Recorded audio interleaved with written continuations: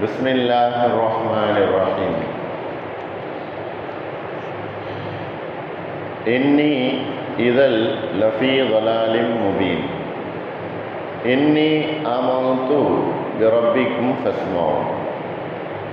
சூரா யாசினுடைய தொடர் தஃசீர் வகுப்புகள் நடந்து கொண்டிருக்கிறது. அதில் இன்றைக்கு சூரா யாசினுடைய 24வது வசனமும் 25வது வசனமும்.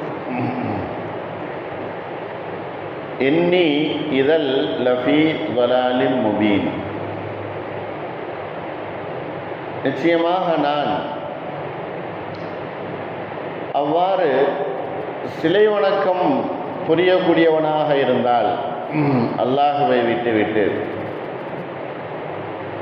அந்த நேரத்தில் நான் தெளிவான வழிகேட்டிலே நான் ஆகியிருப்பேன் என்பதாக அந்த மனிதர் கூறுகிறார். அந்த அன்தாக்கியா அப்படிங்கிற அந்த ஊரிலிருந்து வந்த அந்த மனிதர் தான் இதை கூறுகிறார். நான் உங்களை போன்று அல்லாஹுவை விட்டுவிட்டு மற்றவைகளை நான் எனது வணக்கத்திற்குரியவனாக இறைவனாக ஆக்கி கொண்டால் அப்ப நான் தெளிவான வழிகேட்டிலே ஆகியிருப்பேன் என்பதாக அவர் சொல்லுகிறார்.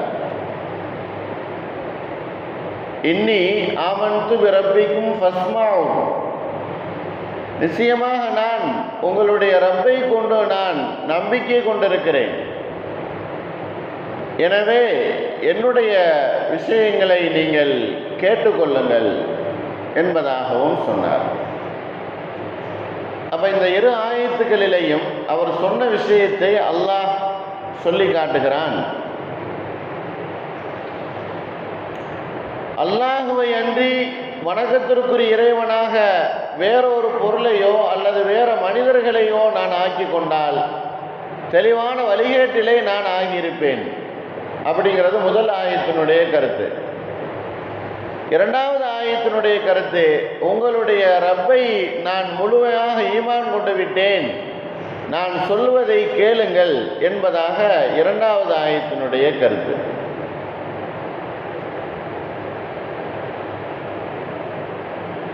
என்னுடைய வார்த்தைகளையும் என்னுடைய பேச்சுக்களையும் நீங்கள் கேட்டு வாருங்கள், ஏனென்றால் நான் அல்லாஹுவையும் அவன் யாரையெல்லாம் தூதுவர்களாக அனுப்பி வைத்தானோ அவர்கள் எல்லோரையுமே நான் ஏற்றுக்கொண்டேன், ஈமான் கொண்டேன். வழிகேட்டிலே மனிதன் ஆகிவிடுவதற்குரிய காரணம் என்ன அப்படின்னா, உலகத்தில் படைத்த அல்லாஹுவை விட்டுவிட்டு படைத்த அந்த அருளாளனை இறைவனாக ஆக்கி கொள்ளாமல் வேறொரு பொருளையோ அல்லது வேறொரு சிலைகளையோ வணக்கத்திற்குரிய இறைவனாக ஆக்கி கொள்ளுதல் என்பது அது கடுமையான வழிகேடு, திரும்பி வர முடியாத ஒரு வழிகேடாக அது ஆகிவிடும். அதைத்தான் அந்த மனிதர் கூறுகிறார்.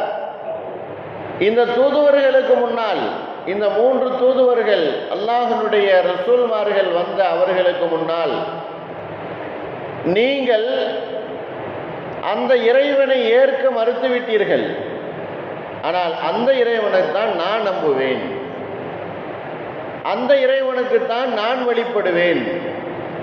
நீங்கள் எந்த இறைவனை ஏற்க மறுத்தீர்களோ அந்த இறைவனை நான் வணங்குவேன், வழிபடுவேன். இதுதான் என்னுடைய கொள்கையும் என்னுடைய அகீதாவும் என்னுடைய ஈமானாகவும் இருந்து கொண்டிருக்கிறது. இவர் கூறிய விஷயம் என்ன அப்படின்னா,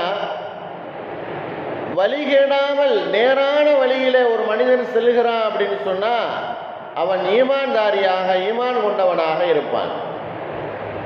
ஈமான் கொள்ளாத ஒரு மனிதனால் நேரான வழியில போக முடியாது. வழிகட்டு போய்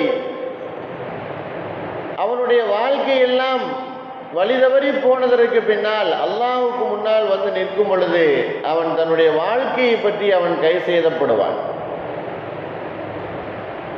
கை செய்தப்படாமல் இருப்பதற்காக வேண்டிதான் இந்த மனிதர் தன்னுடைய விஷயங்களையும் அறிவுரையாக அந்த மக்களுக்கு எடுத்து சொல்லுகிறார்.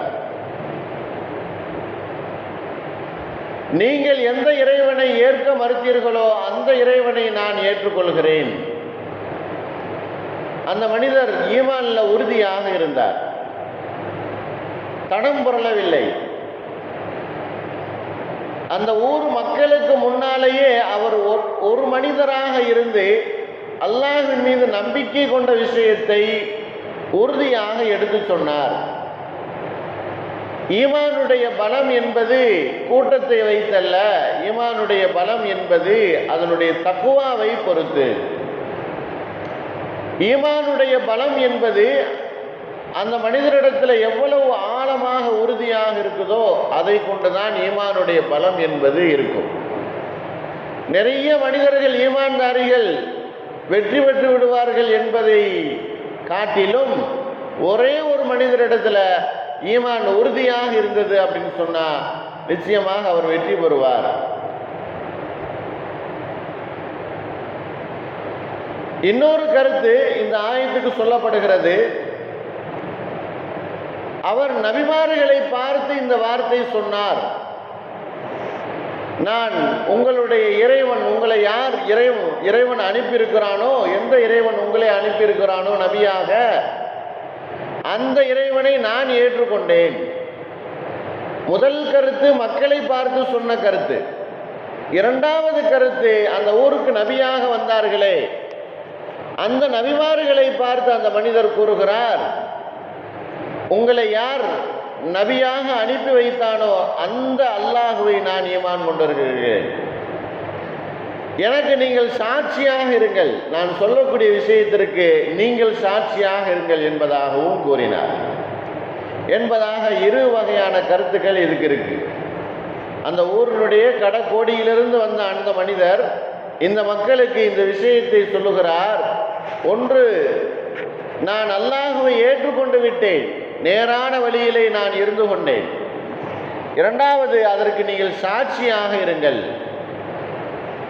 நபிமார்களை பார்த்து சொன்னதாகவும் சில தஃசீர்கள்ல எழுதுகிறார்கள். நபிமார்களை பார்த்து அந்த மனிதர் கூறினார், நிச்சயமாக நான் அல்லாஹுவை கொண்டு ஈமான் கொண்டு விட்டேன், அதில் நான் உறுதியாக இருக்கிறேன்.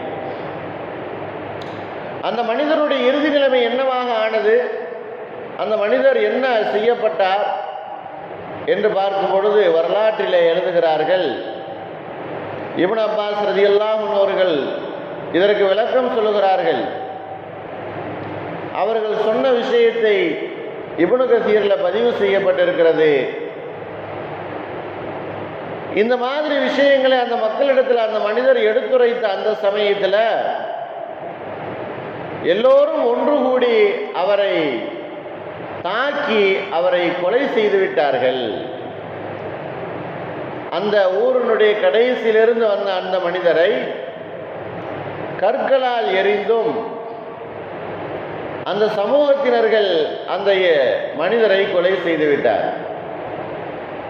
இருந்தாலும் அந்த சக்கராத்தினுடைய நிலைமையில கூட அந்த மனிதர் அல்லாஹ்விடத்தில் இப்படி துஆ செய்தார், அல்லாஹுவே, என்னுடைய இந்த சமூகத்தார் இவர்களுக்கு இவர்களுடைய பாவங்களை எல்லாம் மன்னித்து இவர்களுக்கு நேர்வழி காட்டுவாயாக என்பதாக துஆ செய்தார். இப்படி துஆ செய்து கொண்டிருக்கும் பொழுதே அவர்கள் கொலை செய்து விட்டார்கள். அல்லாஹ் கருணை புரிந்தான், இரக்கம் காட்டினான். உலகத்தில் ஈமானோடு மரணிக்கக்கூடிய ஒரு பாக்கியத்தை அல்லாஹ் அவர்களுக்கு கொடுத்தான். மரணத்தை அவர் பயப்படவில்லை. பிறப்பு ஒன்று இருந்தால் இறப்பு ஒன்று இருக்கும் என்பதனால் ஈமானில் உறுதியாக இருந்தார். உலகத்தில் ஈமானோடு மரணித்து விட்டால் மறுமையில் நிரந்தரமான சொர்க்கம் உண்டு என்பதை அவர் நினைத்தார். ஆகையினால் அவர் ஈமான் உடைய உறுதி என்பது மௌத்து வரையிலேயும் இருந்தது. அப்படிப்பட்ட மௌத்தை தான் அவர் விரும்பினார். மக்களுடைய வழிகேடு என்பது அந்த நல்ல மனிதரை வழிகாட்டி அந்த மனிதரை கொலை செய்ய வைத்து விட்டது. உலகை விட்டும் அவர் பிரிந்து விட்டார். உலகத்தில் அல்லாஹுவை முழுமையாக நம்பி அவன் மீது நம்பிக்கை கொண்டு எல்லா தவக்குலையும் அவன் மீதே வைத்து உறுதியாக வாழக்கூடிய மனிதருக்கு அல்லாஹ் இந்த உலகத்திலேயும் வெற்றியை கொடுப்பான், மறுமையிலையும் அவருக்கு வெற்றி என்பது இருக்குது. அப்படிப்பட்ட உறுதியான ஈமானோடு இஹ்லாஸோடு வாழக்கூடிய பாக்கியத்தை அல்லாஹ் நம் எல்லோருக்கும் தந்தல் புரிவானாக. வாஹிரு தாவானில் அல்ஹம்துலில்லாஹி ரப்பில் ஆலமீன். அஸ்ஸலாமு அலைக்கும் வரஹ்மத்துல்லாஹி.